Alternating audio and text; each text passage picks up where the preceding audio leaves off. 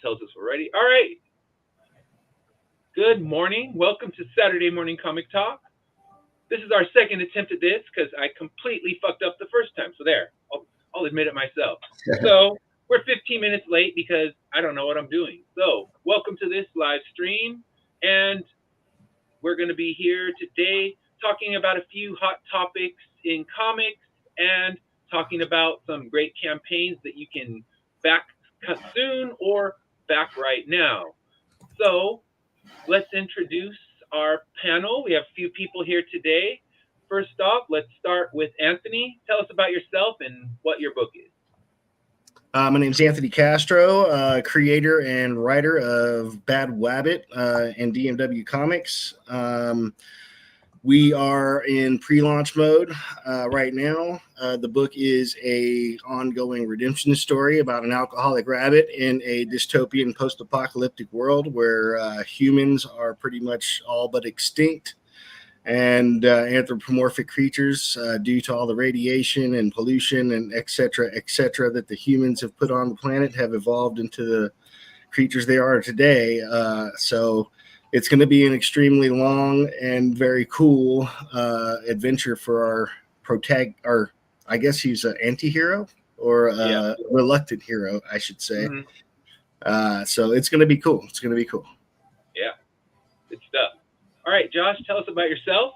Well, I am still Josh Nealis from Cutthroat Comics, based out of Ohio. Ohio's most offbeat publishing company since 2015. I know that's true because I made it up, and that's what I tell people. Yeah, we're on comic, my personal comic number 14. We've published for a couple other creators as well. Novels, self-help books, children's books, whatever you want, we got it. Yeah. And I've read a lot of your stuff. It is great. And actually, one of the topics we'll be talking about today kind of talks about something I know that you've done with books, and that creating a shared universe. So yeah, you kind of made your own Justice League with the characters from all of your different stories. So yeah, I've been reading them all along. And Anthony, I've read issue 1 so far, and I know you have a long way to go. I'm in the same boat. I'm one of those people who is out there writing as a giant 24 issue story that could end up being 30 issues. It all just depends. So yeah, writing those giant stories in an indie world, it's always a challenge. And getting 14 books out in an indie world, yeah, nothing's easy about that because each one is a battle to get out there. So hopefully we see some people out there. If you're watching this, please throw a comment in the comment section so we can hear what you have to say if you have any questions. And our first topic today, it's coming actually from one of the books that I backed just recently, and that book is the LCS by John Westhoff. And with that book, he talks about having a comic shop in the apocalypse and kind of grail hunting in a world when everything is destroyed. So let me share a little picture of that one. I think I backed that one as well. Yeah. John's awesome. I haven't got a chance to back that one yet, but I did back his, I think it was Drumsticks of Doom. Yeah. So. Yeah, I backed that one as well. So there's the local comic shop book, LCS, or Last Comic Shop in this case. And Last Comic Shop, I'm not going to pitch his book because I'll mess up the premise, but it tells about a comic shop in the future. And it's something I remember all the way back to the first time I saw that mini-series of The Stand on TV. And I thought if the world was ending, that'd be the perfect opportunity for me to hunt down all the collectibles that I've wanted and could never afford. So the question I'm going to pose to you is, if you're living in the post-apocalypse and you're hunting Grail comics, what's the book you're going out there for? What's the book you're going to brave the cannibals and all the insanity of the world, and you're going to go hunt down this book because it's the one thing you need to own? So Anthony, what's the book you're going to seek out in this post-apocalyptic world? I think I would be more interested in finding the first issues of all the main main characters, Superman, Spider-Man, Batman, Captain America, etc., etc. I would try to find all the first issues of those because I'm too damn poor to get those now. And, that'd be really cool to find and have in your backpack. So when you're sitting by your fire made of broken buildings, you could read some of the cool stuff, the original stuff. Outside of that, I'd probably be looking for canned goods, but Yeah, food sometimes. So, Josh, what's the book you're gonna go out there seeking in the post-apocalypse? Well, so a couple things first. That original Stand series is amazing. So if anybody's not seen it, go find a way to watch it. I haven't watched the newer one yet. That's on my list of things to do. But that original one with Gary Sinise is fantastic. Oh yeah, it is. Yeah. Second thing, like I think it's Last Man on Earth, that show with Will Forte. Yeah. He does similar. He doesn't go buy comics, but he does a lot of stupid stuff. So I would recommend that too. That just when you were talking, I was like, it's like Last Man on Earth and all that. Mm-hmm. To answer your question, and it's oddly something I have thought about. I never thought to make a comic about it, but I have thought about that. Like, if the world would end, I would go find comics. And the answer to the question is yes. It's just all of them. I would go find all of them. Yeah. Like obviously I'd want an AF-15 and all, but I'd have, providing I can stay alive and not get eaten or murdered or anything. Like you have the rest of your life, nobody's around. You got plenty of time to go hunt for comics. And I think that would be one of the main things I would do. That would be like a daily thing. Yeah. I'm in the same boat. I think, like Anthony said, I want to go get all those first appearances. Like, a first appearance of Superman now is $1 million book. And right. I'm going to have this book. If I'm in the post-apocalypse, I never had $1 million, but I got a sword that I can fight through the masses in, and I'm going to take that sword out, and I'm going to find myself that grail. And now, who knows? Maybe there's, roaming gangs that protect the grails around the world, and that now you have to go and battle your way through to get that Amazing Fantasy 15. It's like, all right, it's protected by this gang, and that Detective 27 is protected by this gang. So I want that. And then the one thing I'd also want would be a Michael Jordan rookie card, because that's one of those ones I have. My terrible story with is I actually owned that one. I owned plenty of them because they weren't hard to pull back in 1986. I'd go to the local, convenience store, the little Circle K on the corner of the 7-Eleven, buy packs of those. And I had so many, and I sold them to this guy, and the mom got all upset that she thought I ripped her son off. So my dad said, give him all the rest of your Jordans to shut her up. So I gave that kid about 6 Jordan rookies, and I still want that card back. So I'm like, all right, I'm going to go hunt that one down in the apocalypse. So all the key comics, and then that one sports card that I just need to ease my mind for the mess up I did when I was that young. How much is that card worth? Is it like even a wrecked one? And I'm sure mine weren't in great condition because I was 12 when I had them, and I would sort them and put them in teams. And I think one that basically looks like your dog chewed on it is going to pull you about $2,000. Really interesting. And upwards of 100,000 for we have one in perfect condition. So mine were probably mid-level. I mean, some bins, some corner creases. I wasn't that terrible with them, but yeah, I would love to rebuy it, but I could think of 5 or 6 good books I could get for that same price. Yeah. I have an entire box of, I don't know where it came from. I don't know how long I've had it, but it's kind of moved with me everywhere I've gone. And it's completely full of collector's cards, baseball, football, basketball, comic books, TV shows, Terminator, Star Trek, all these things. I even have some of the old collector Star Trek plates. Okay. And I have been tempted to go take it to any local, trading store and see what I could get for any of those, but I don't know anything about them, so I'm kind of afraid to, because some of those places they'll be like, oh, he doesn't know anything about this card. I'll give you $50 for it. You don't know, you're about to get ripped off. Oh, they're worth about $1. Yeah, and then you end up going back there and they got it on the shelf for $2,000. You're like, what? So yeah, I'm very wary about taking it to any shops before I find out about them. Yeah. So I know, Josh, you collect the first appearance books. So what's your top one that you already own? What's the one that you were happiest to finally get?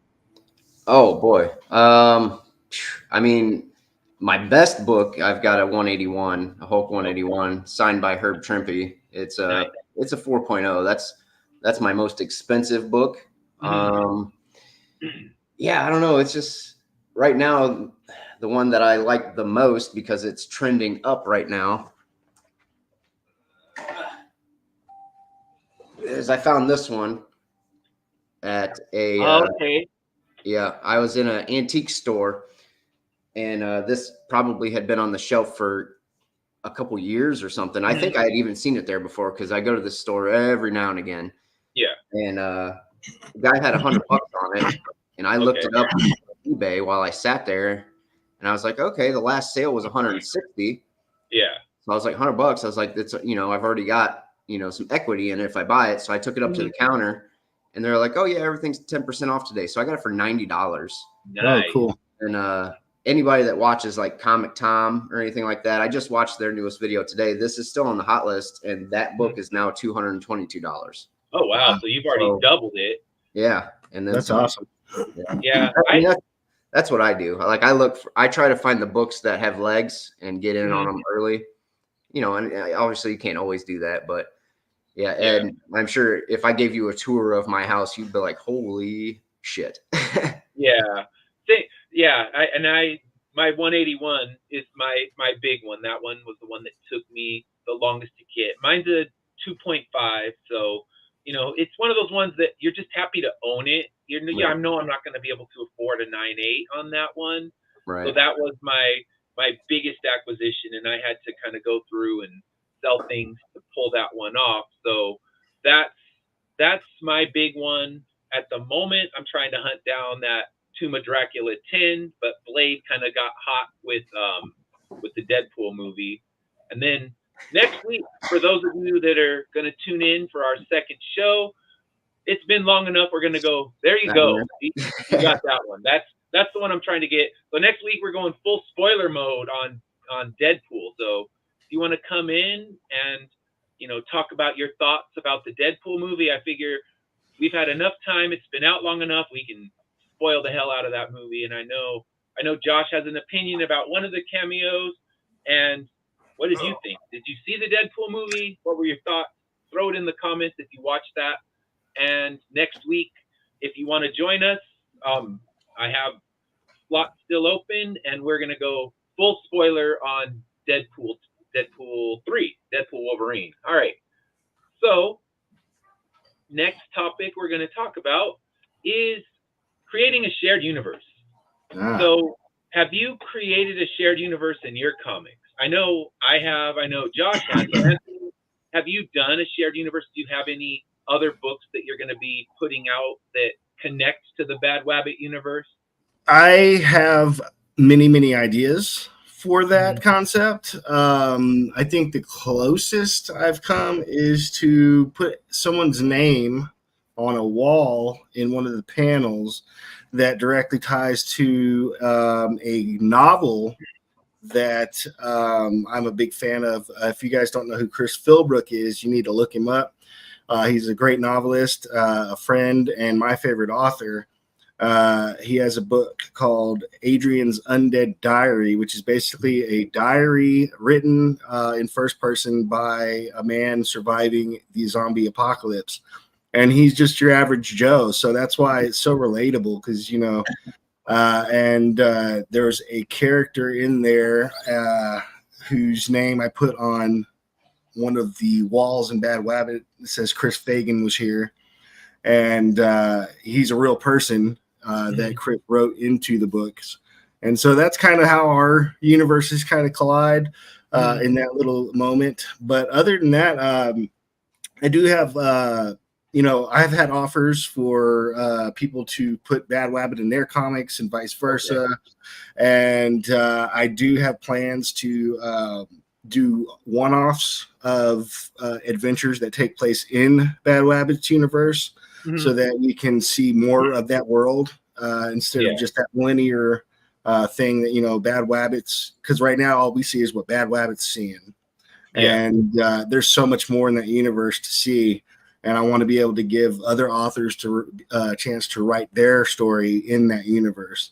So once we finish the series, even maybe before, you know, I might have some authors jump on there and you know, just give them the basic rules of the universe and then let them go. Yeah. That'd be really cool to see what they come up with. Yeah, that'd be fun. And I think the same thing with Immortal Era. You could just, you know, tell a story about, you know, people that are stuck being immortal and, you know, have fun with it. So, Josh, I know you created a universe where you kind of brought all your characters together. So my question for you is, was that always your plan? When you started your comic journey, did you think eventually I'm going to bring everything together into one kind of big Justice League called the Turkey Sharks? I want to say yes and no. Like I had kind of thought about that, but it wasn't like you know, I had no idea when I started that I was going to be even doing this long, you know, because I'm 9 years in now. You know, I had a couple comic book ideas to start, and I knew I wanted to do those, and then I kept having more ideas, and really even Turkey Sharks, the name of the Turkey Sharks didn't even come about until I think I maybe have already written the book and I still didn't know what I wanted to name them. But yeah, I just kind of looked at the MCU and looked how they did it. You know, they did a movie, then they did a couple more movies, then they brought the Avengers together, you know, and that's kind of how I set up the comics.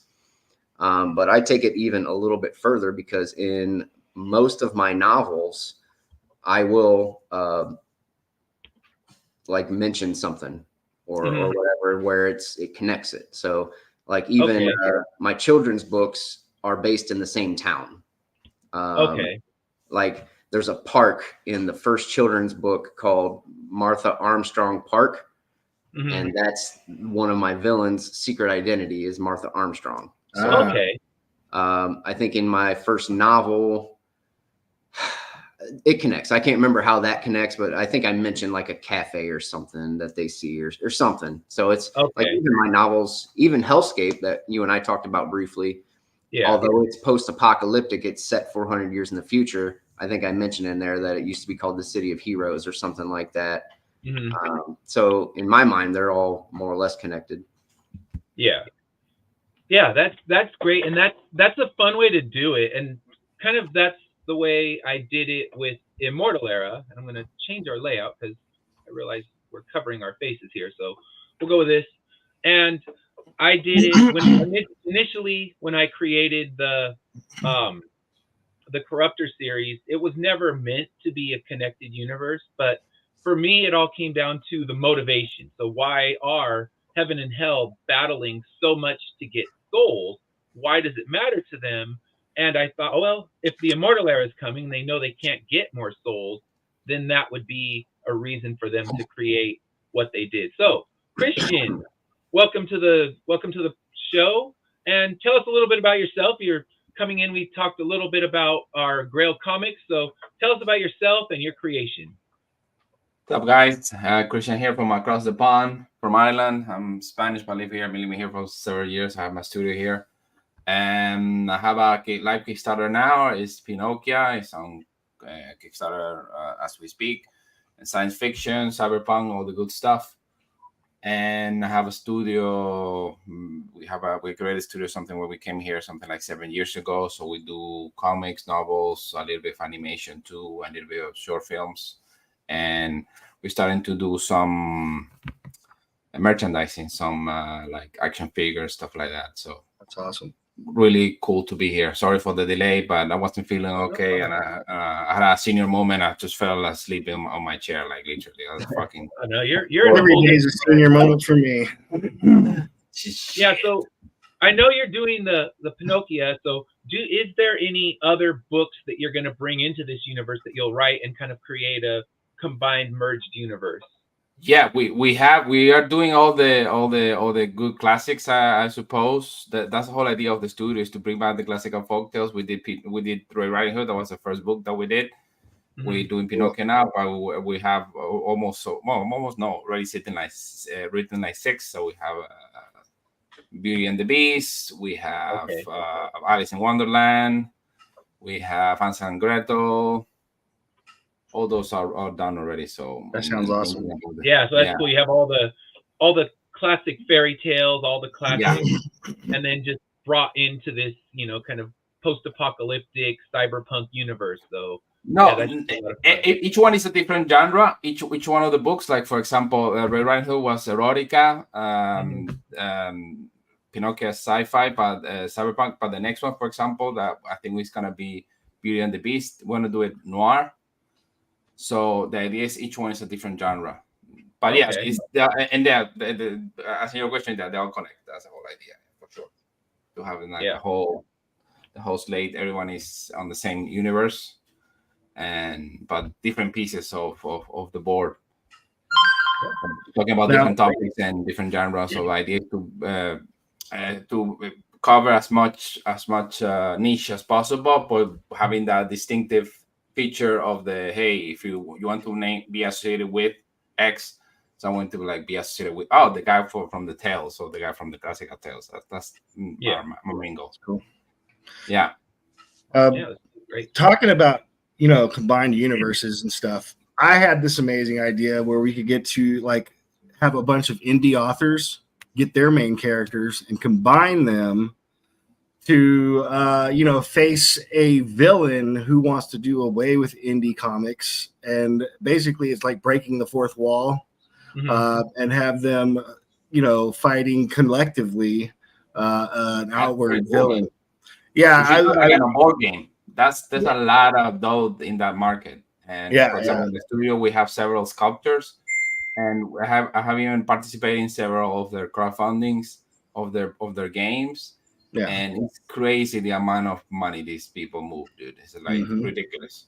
Yeah. The board game scene. It's a whole other. It's like when I remember that it's the first thing that when I discovered cosplay, that they say, Jesus, this is a whole universe there. I've never had any idea that people make so much money and it's so huge, So this is with board games. Personally, I'm trying to tap into as many outlets as possible. I want to do like action figures. I want to do plushies. I just got this plushie from Squishy Pickle Company. Cool. It's Toxic Pig, one of my characters, and I had a card game. Dogs are going crazy. Hey! So I had a card game concept, kind of like Pokemon or Magic, for my universe. So I'm trying to just tap into everything. I got an animated movie in the works. We're going to be doing that when the series is done. And hopefully we get to rent out a theater and watch it on the big screen. So that's going to be that sounds so cool. I love that idea. We talked about that on one of the shows I've been on with you.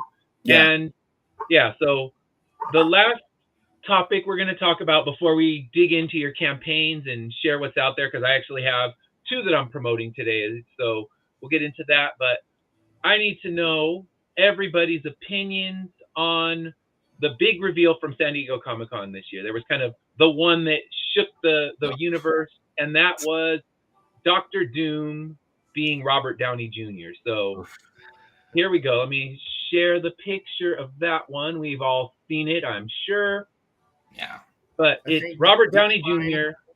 becoming Dr. Doom. It broke Hall H and everybody from Comic-Con. That became the only news that mattered.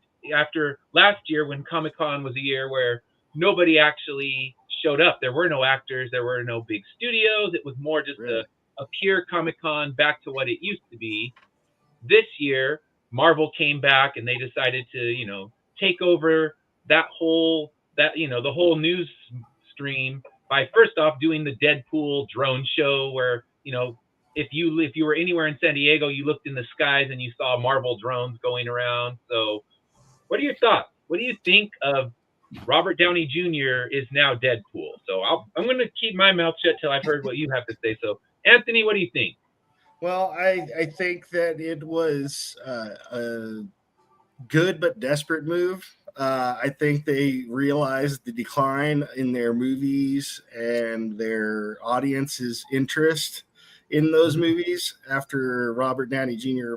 bit the bullet and took off, but at the same time, I'm kind of intrigued because he is a good actor. He did great with Tony Stark. And I'm kind of interested to see how he pulls off a villain role in that universe. I did see, I don't know if it was AI image or anything like that. I saw an image of him as Dr. Doom, and the side of his face where he did the snap after it was all messed up and everything on this Dr. Doom, that's the side of the face that was messed up. So I'm kind of interested to see how if that's a thing and they're going to tie those two characters together somehow. Maybe Tony from a different universe, etc. We'll see. I'm very intrigued. All right, so Christian, Skeptical, what do you think? But intrigued. Yeah. Yeah, I kind of agree with Castro. It smells like desperation.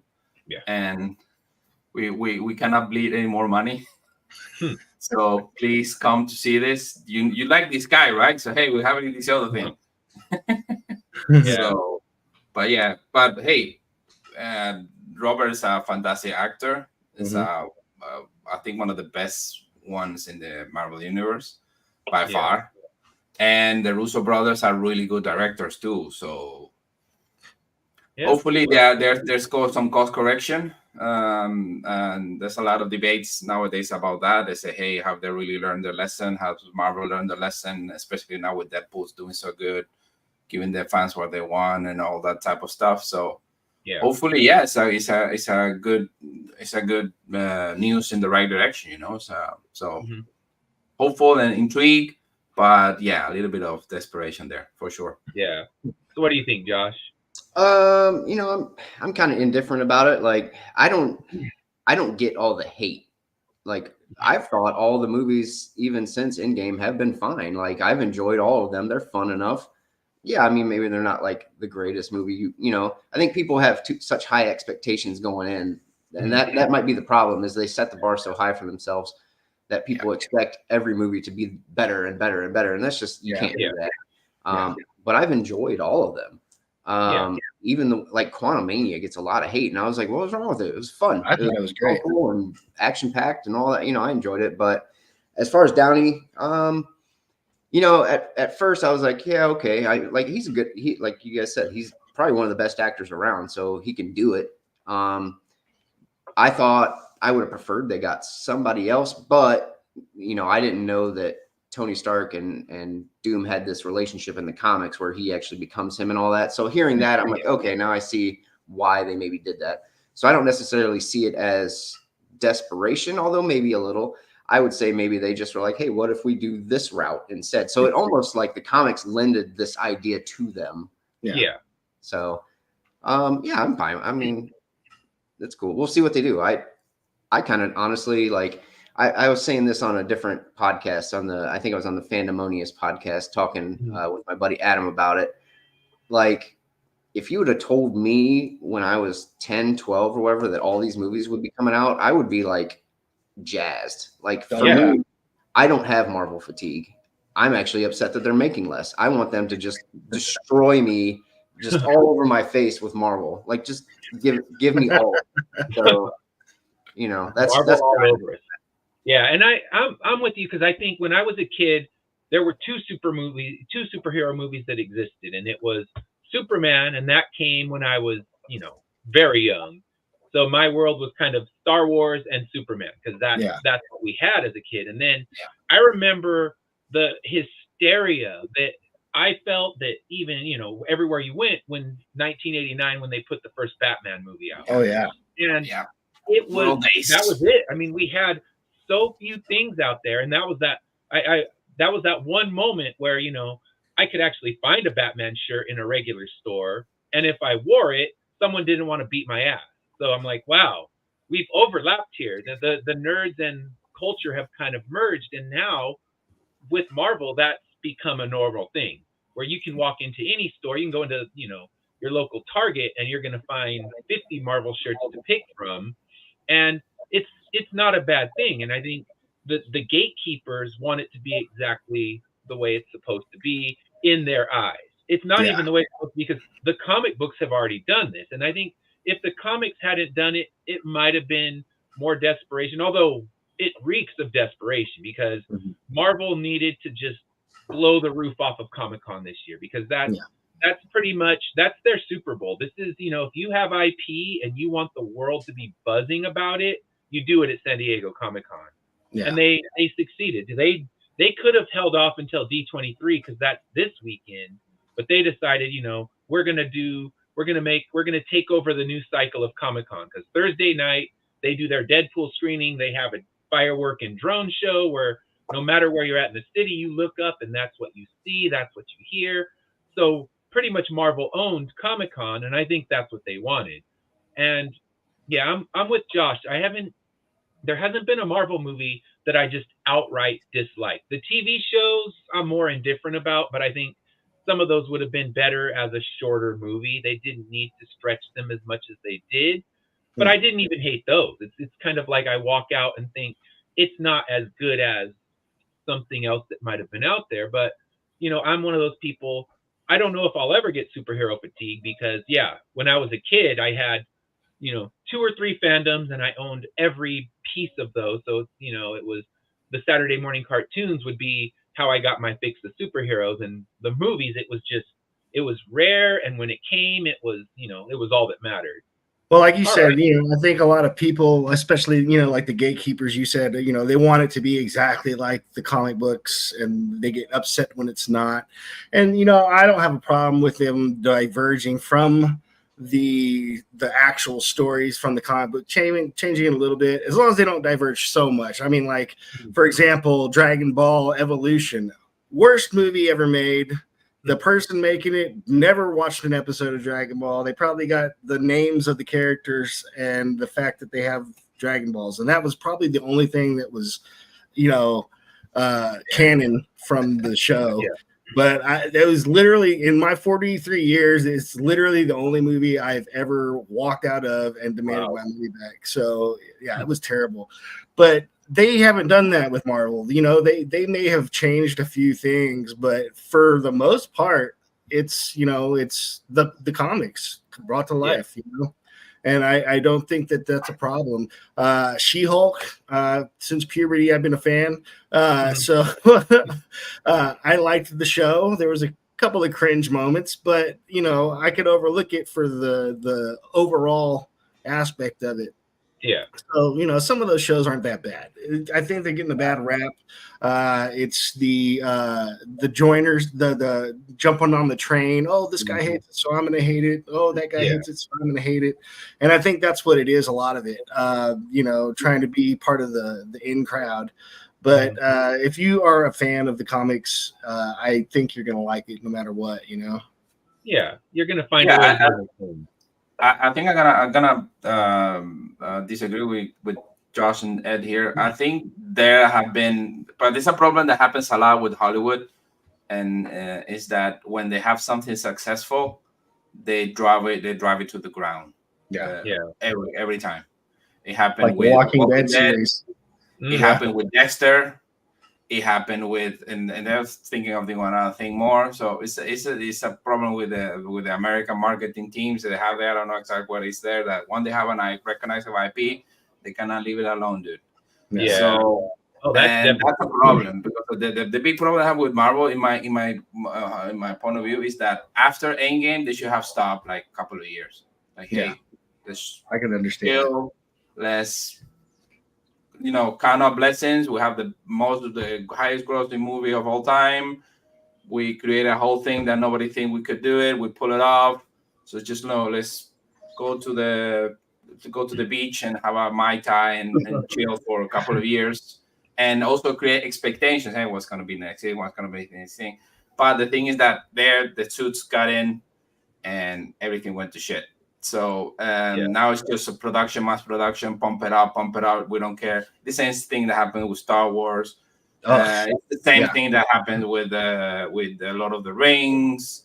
So it's nothing new. It's like when people who are not creative are put in positions to make decisions.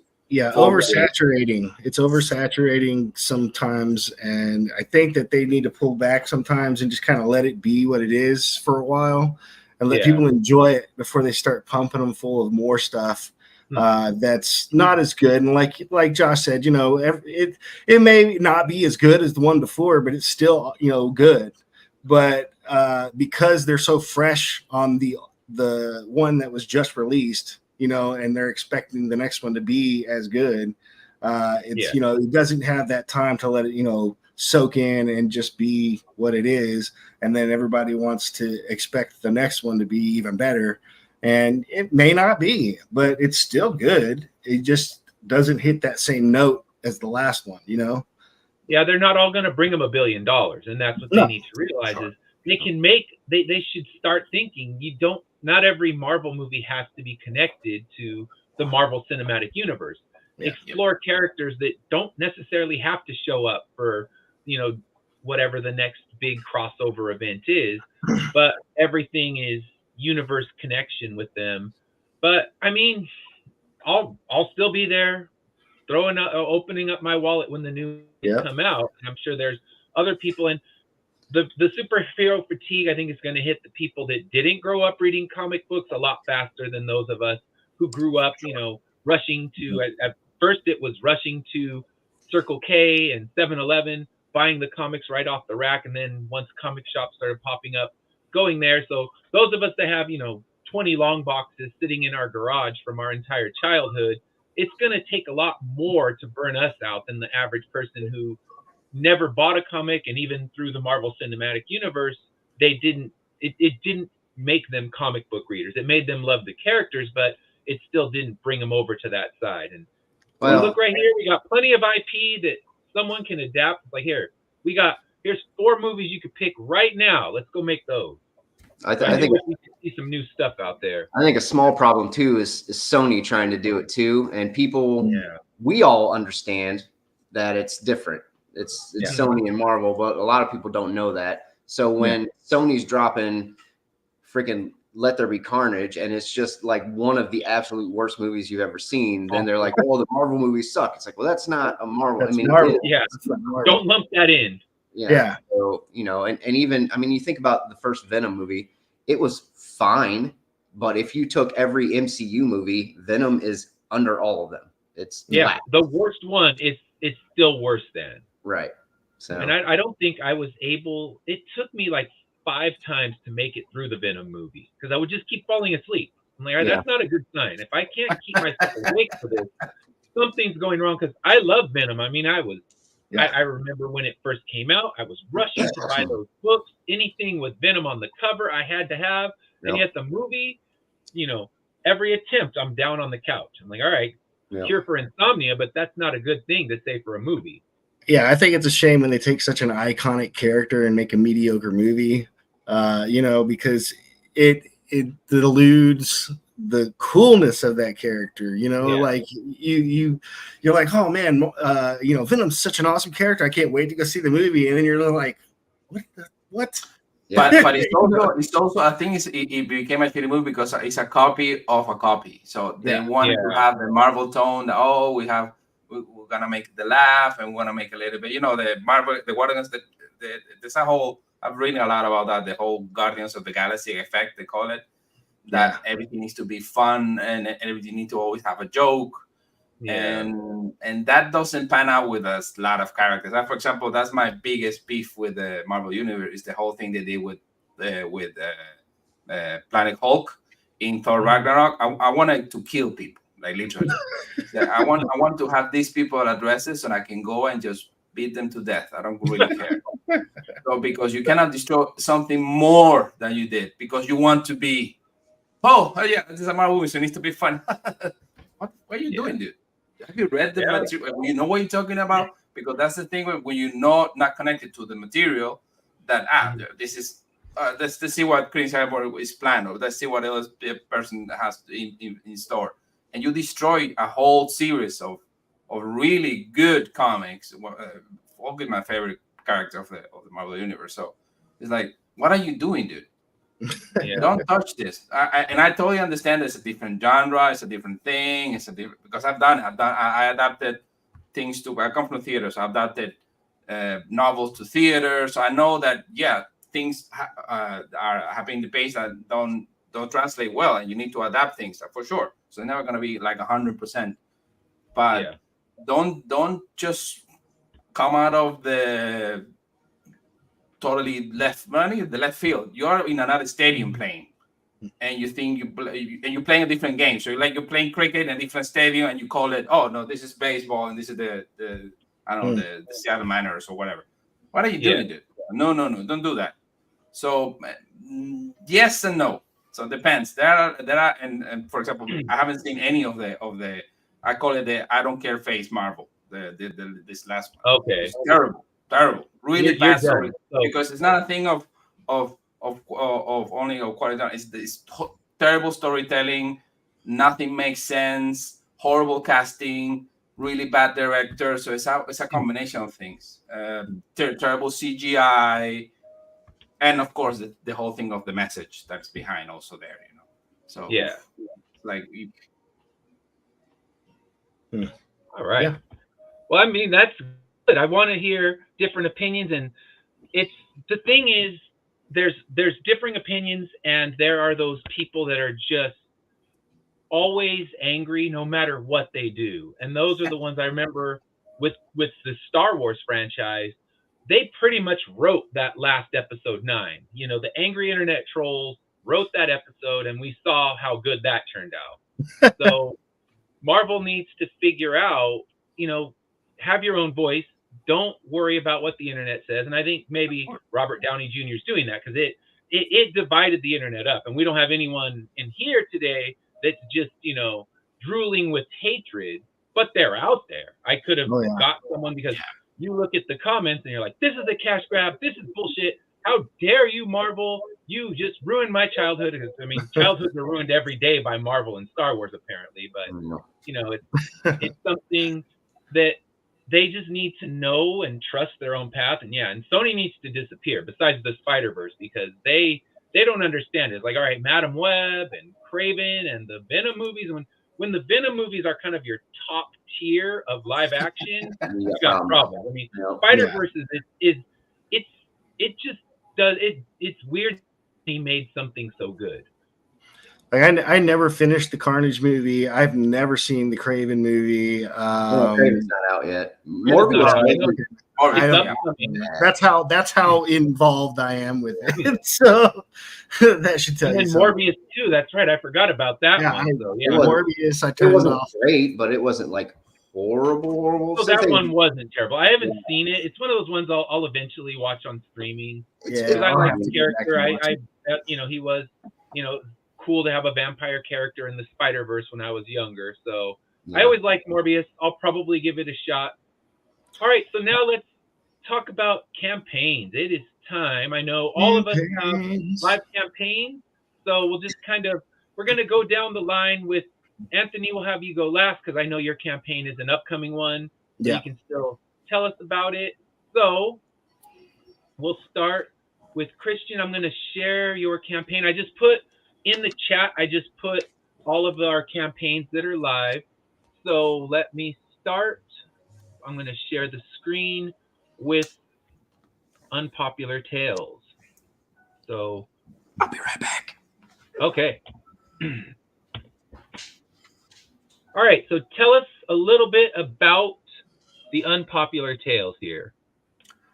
The whole idea is why we created the studio 10 years ago is to bring back the classical folktales. And so what were these people we writing who were alive today? Grimm Brothers and Hans Christian Andersen, in this case Collodi for Pinocchio.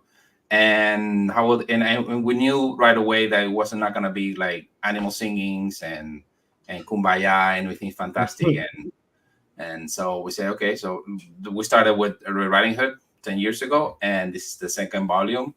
It's Pinocchio. It's going to be a 4-issue series, and the whole idea is what will be if Geppetto was a robotics engineer instead of a puppet maker, and he was like a grandchild after the conflict between man and machine. And we have, of course, lost terribly. we didn't stand a chance.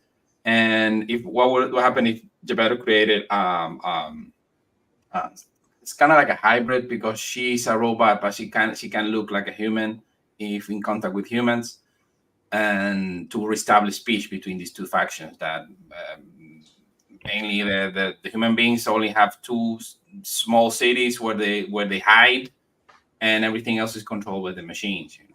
So, and that's the gist of it. If you like cyberpunk, if you like Ghost in the Shell, if you like the Matrix, if you like Mad Max, if you like I don't know iRobot, all that good stuff, that's your book, man. So, and the artists are fantastic artists, a Spanish one, Claudio Sanchez.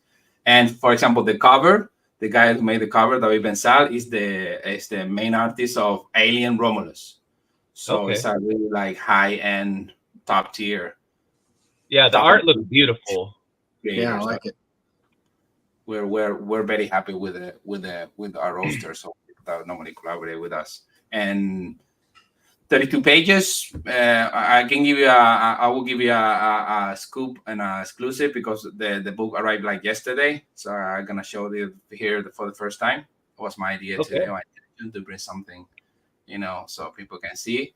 And show us that book. Yeah, we still have like a week left.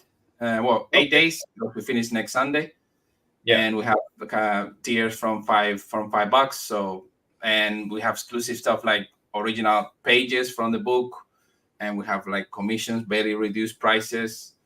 Normally Claudio doesn't do commissions, but it's an exclusive thing you have. There's a lot of exclusive stuff that's only going to be available to the campaign. So if you like it, go back it. If you cannot back it, we cannot make more. So.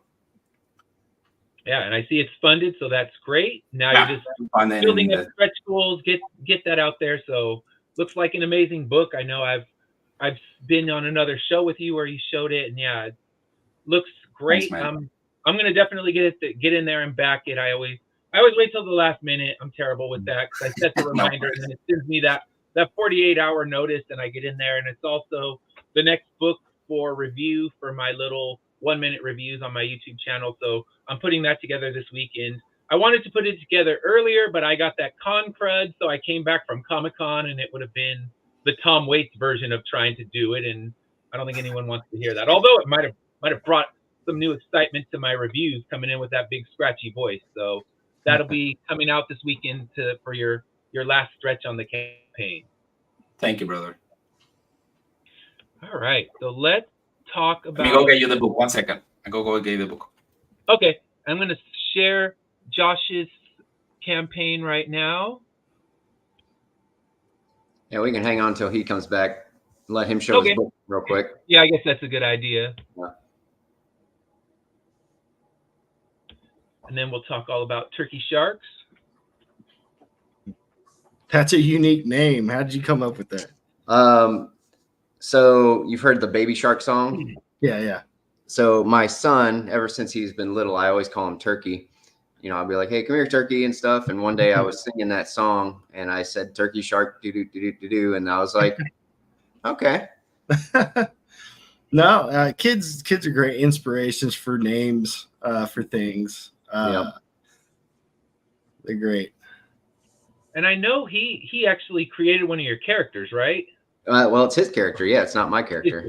Yeah, he created a character that you put in the book. Yeah. You're awesome. Thank you. So humble. Yes.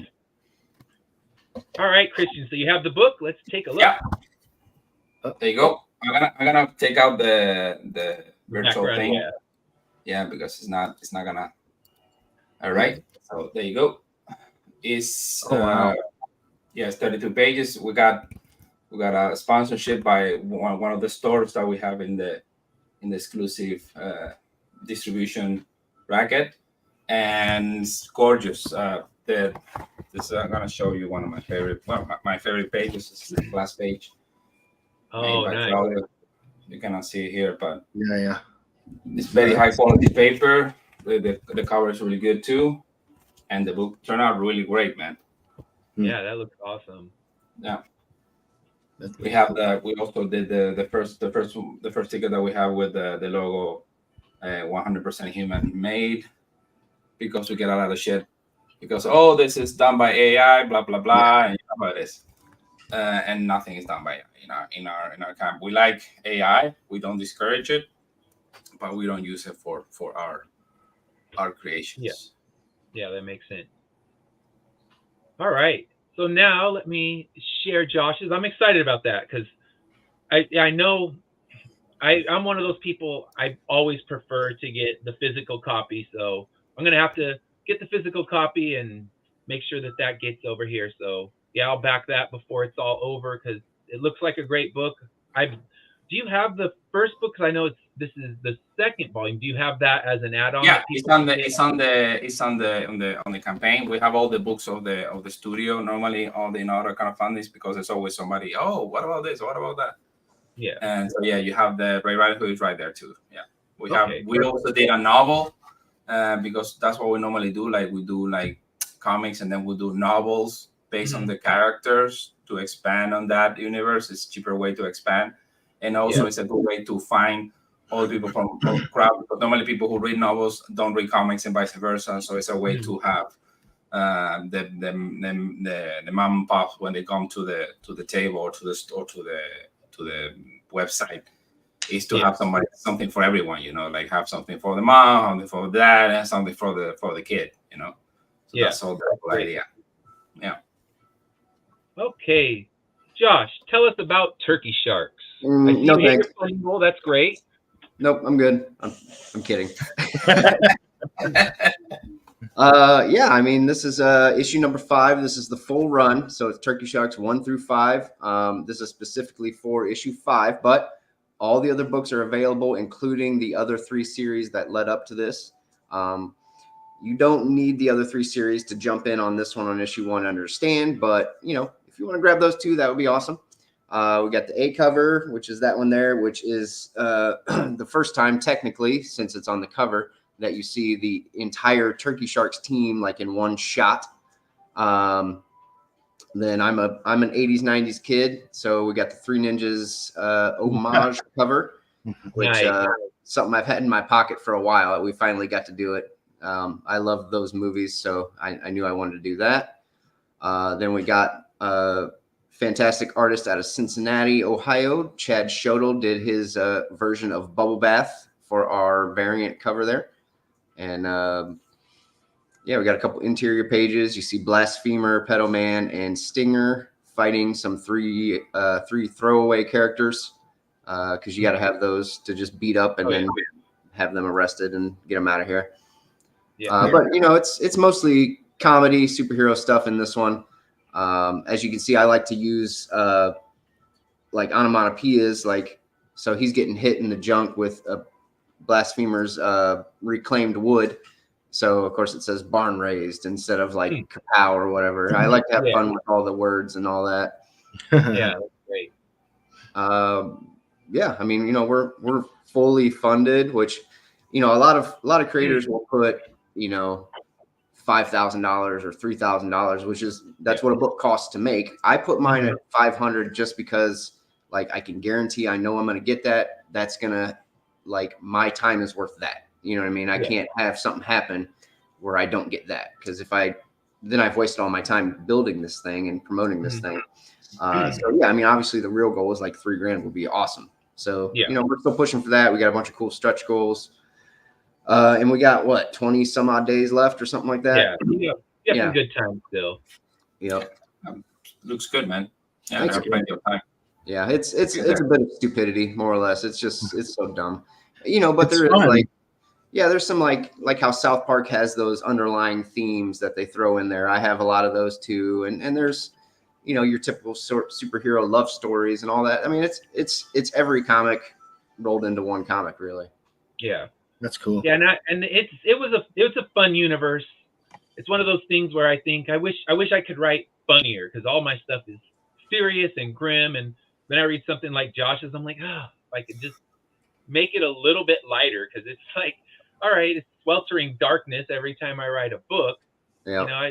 How do you pull off comedy without because the thing is, if you try to force comedy, it sounds ridiculous. Yeah. You make yourself sound ridiculous, and it's even worse. Like, okay, Well, now yeah. it's just bad jokes he's trying to wedge in there. So it's that's that fine line. I wish I could find more of that comedic touch when I'm doing my writing. So I struggle not writing comedy because like Hellscape, like we've talked about, Yeah. you know, it's pretty serious. There's a little bit in there. You have to have like that one character. Mhm. But yeah, it was hard not making like things like ridiculous and outlandish and all that. Yeah. And honestly, comedy, like the best way to write comedy, I think, is, and I don't know how you guys write your dialogue specifically, but I update dialogue as I go through. Like each edit, I'm changing the dialogue over and over again. fit the character and all that. So you can write something like, and then he gets hit in the nuts, and then the next time you say like, oh, he gets hit in the nuts by a golf club, you know, or you know, you can just change it as you go to make it funnier and funnier.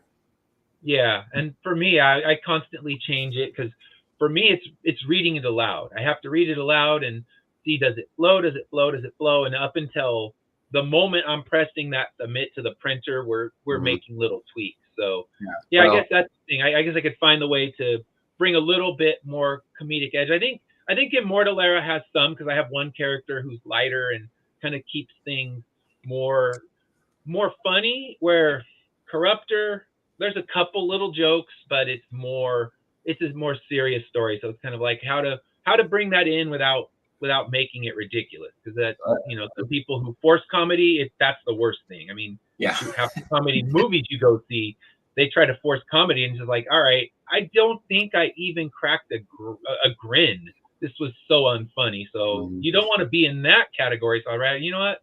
I'd rather not be bad comedy than, you know, just. Well, for me, it's kind of like the Ghostbusters with the girls in it.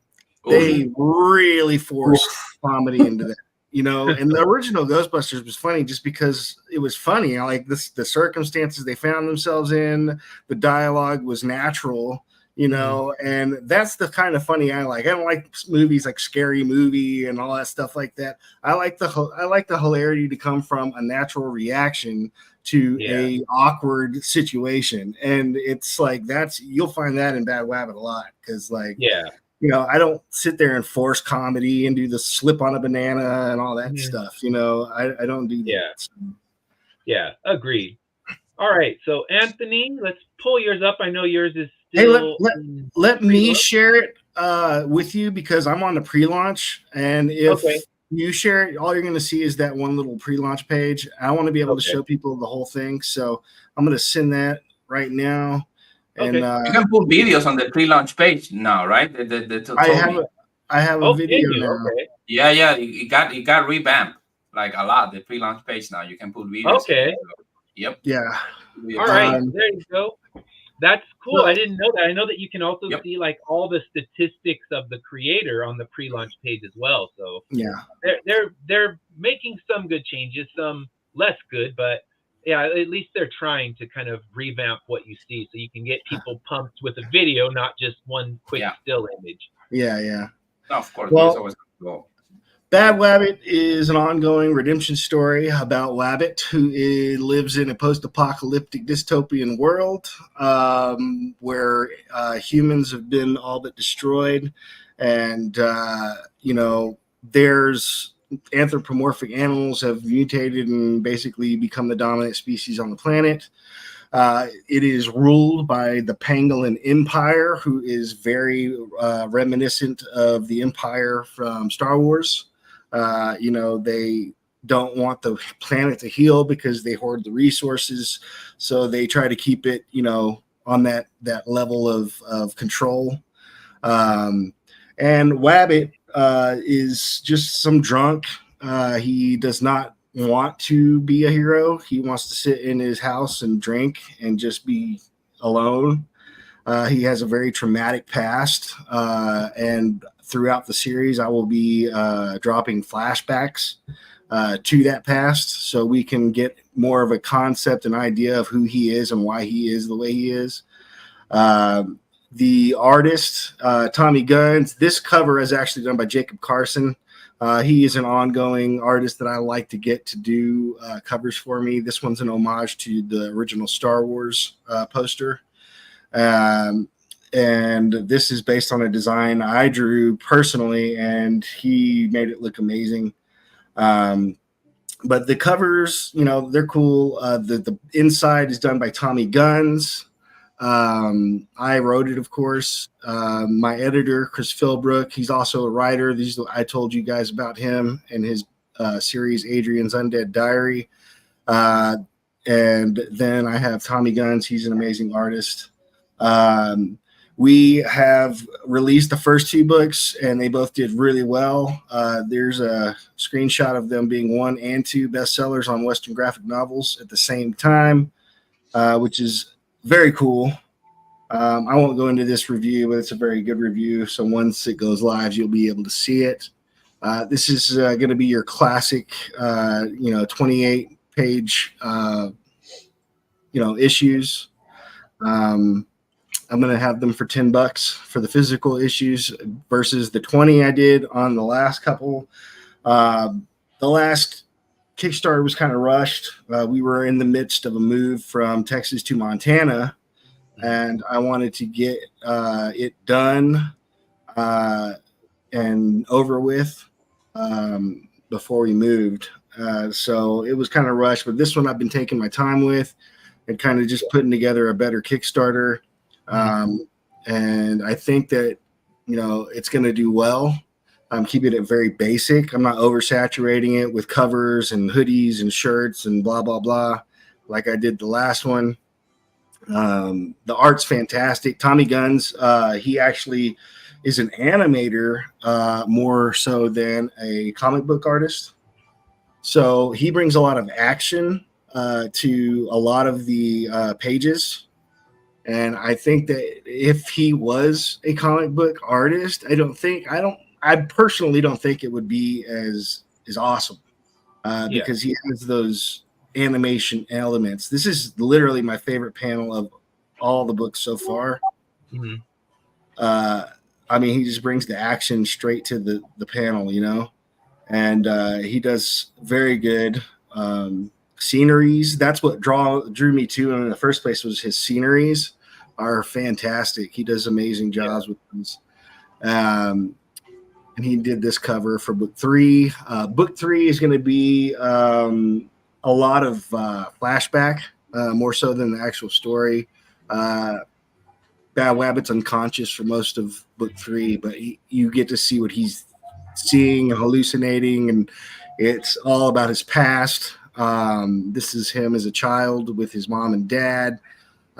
Again, this is a dystopian post-apocalyptic world, so there's no police, there's nobody to go to if you need help. You kind of just got to do your own thing and hopefully you survive. And we get to see how he loses his parents at a young age. He's probably 9 when he loses both of his parents.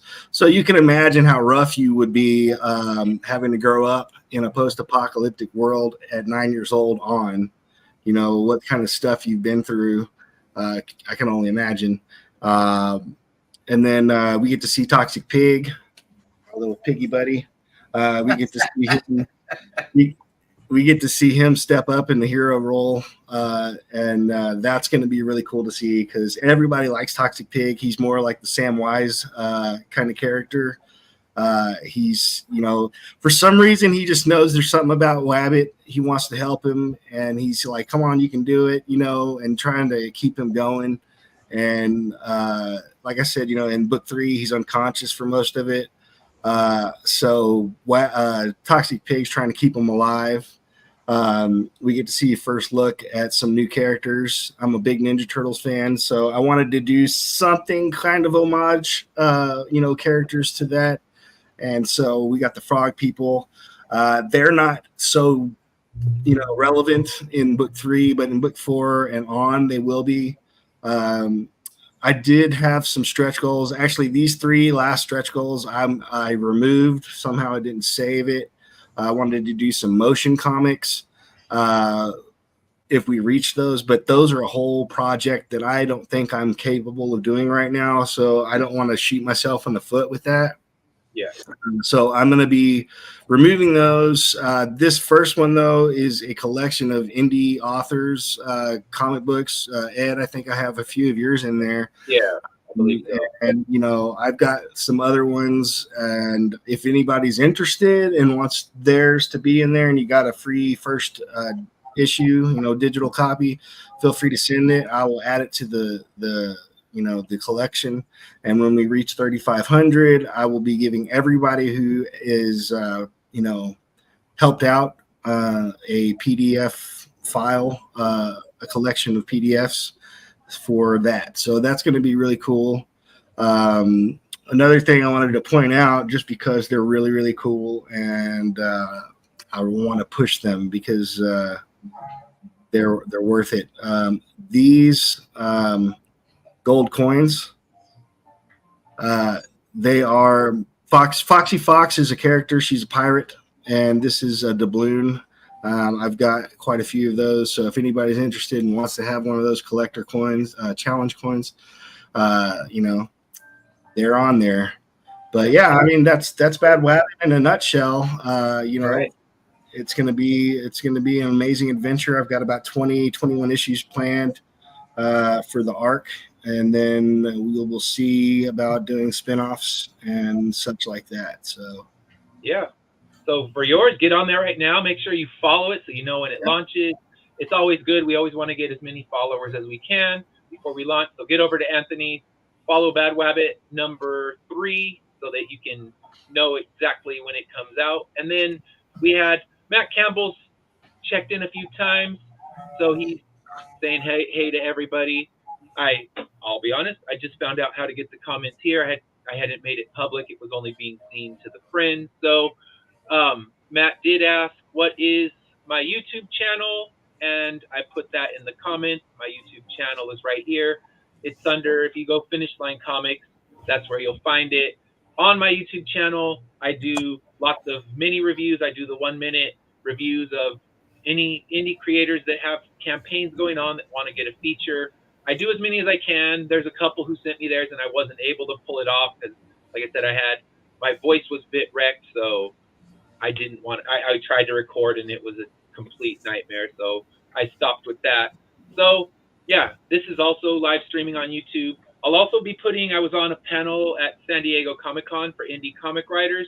That we're going to put that one up on. Okay, he said I'm only commenting on the YouTube channel and he's not there yet. All right, I'm learning this. This Matt is my first live stream, so I have not yet done it. So I'm gonna figure out how to do that. So I tried to put it into the Facebook chat, but it for some reason didn't go into there. So I apologize.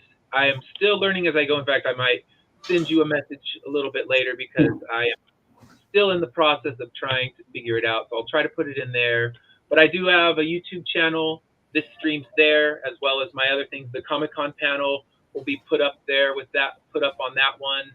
So before we go, I'm going to quickly share my campaigns. I have 2 that are actually going right now. The first one, that one is my own book, and that is Corruptor #2. So Corruptor, it tells the story of a mafia hitman who gets recruited by hell to corrupt souls. So to give you kind of the shorter version of the story, he dies in his final job. And he dies because he decides to perform a benevolent act. So he decides that he is not going to kill his own sister. He's going to instead take whatever fate comes his way. And the fate is the moment he leaves this job unfinished, the mob is waiting for him and they are there to kill him. And he dies.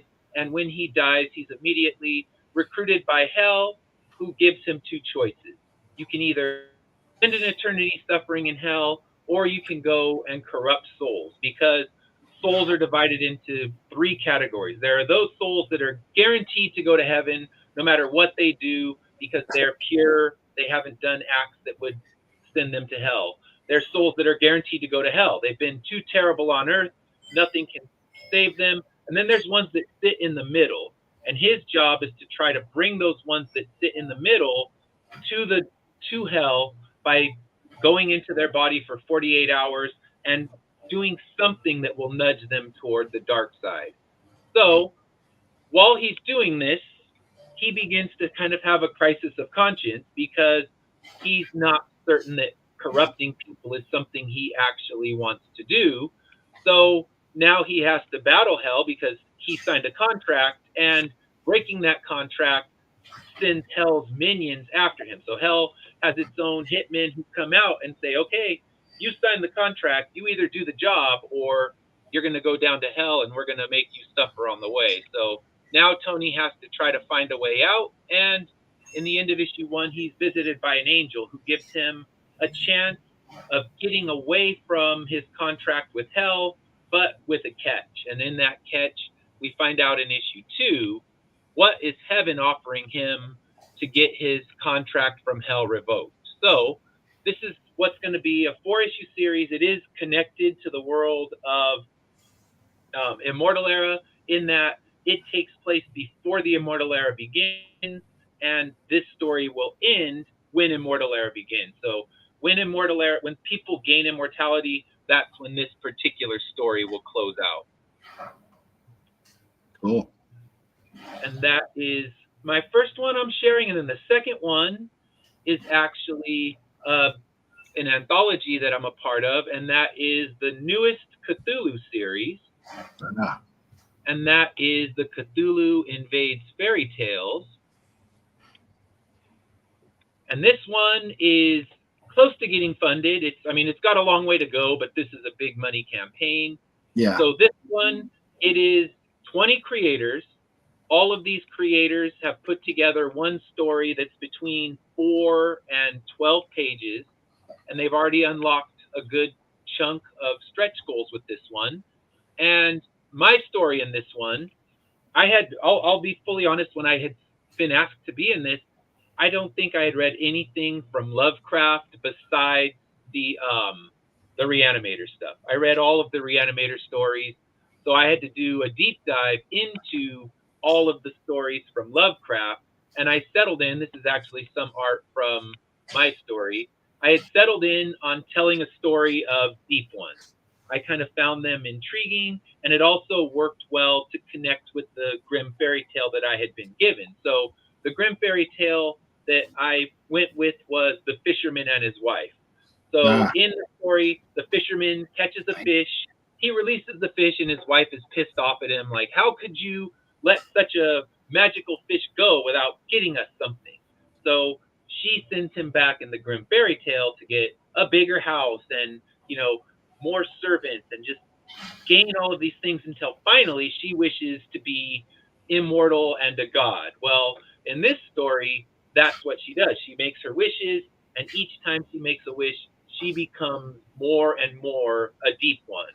And in the end, she wishes to be immortal. And if you know about the Lovecraft mythology, the deep ones are immortal beings, and because of what they did, they awaken Cthulhu himself. So this is our story ends.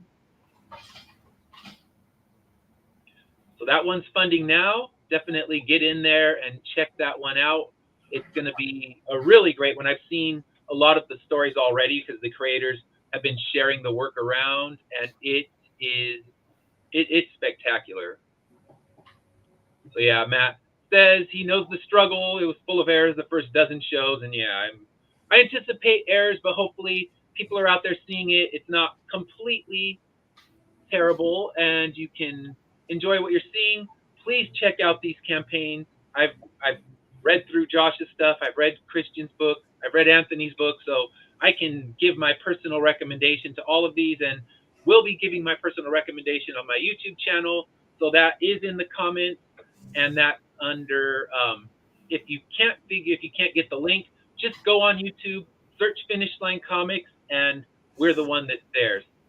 Definitely check out that YouTube channel. Give the creators that I showcase on there some love. And if you want to see the San Diego Comic-Con panel, I'm going to be posting that up this weekend because we had to do a little bit of editing, but I was on the Indie Creators panel, and panel will be posted in its entirety on my YouTube channel. All right. So thank you for coming on the show. Let's let everyone get a chance for one last word. So Anthony, what's your final word for us? Where can we find you? Please go back Bad Wabbit. You can find me at dmwcomics.com. When you go to that link, you'll see a big picture at the very top of my website, and you can click on that picture. It'll take you directly to my pre-launch page. And I hope you guys enjoy it. It's going to be an epic journey, and I hope everybody's in for the long haul. So check it out. All right, Christian, where can we find you? Well, you can find me on the Kickstarter page, of course. It's populartales.com. It's very easy to remember, and just dial it in. And then in the website of the studio on popstudio.com, there you have all the social, the TikToks and the YouTubes and the Instagrams and the et cetera, all there. So it's very one-stop place for everywhere to see. Thank you for inviting me, Edward. It's always a pleasure to have you. To be with you and enjoy your books, and kudos to all my colleagues. Pretty cool stuff, man. Yeah, pleasure being here. Thank you. Thank you so much. Glad you made it. Josh, where can we find you? Typically, I will be hiding in your mom's closet from your dad. But if you're talking about on the internet, cutthroatcomics.com. You can find me at a Comic-Con near you. All our dates are on there. And yeah, I mean, the most important thing right now is to go get as many people as possible to back the Turkey Sharks 5. I mean, plain and simple, if you're looking for a fun comic book, that's all it is. It's just fun. It's not something you have to think deeply about. That's some of my other work, but this is just read it, laugh, give it to somebody else, or keep it. Pass it around. See your child's creation in the flesh, in the page. So that's good stuff. So and Ed Davis, you can find me at finishlinecomics.com. I have all my social medias under Finish Line Comics, including the YouTube channel. You can find all of that there. Please back Corruptor 1 and 2. Please back the new Cthulhu and Vade's Fairy Tales. It is going to be amazing. I've seen the artwork. I've seen the stories. That is going to be such an incredible compilation of stories. So you don't want to miss out on that. And with that, we'll try to do better the next time. I will see you next week, same time, same place. Hopefully people can actually find it and I post it the right way. And have a great Saturday. See you guys later. Bye-bye. Jim, enjoy your weekend. Take care. Thank you.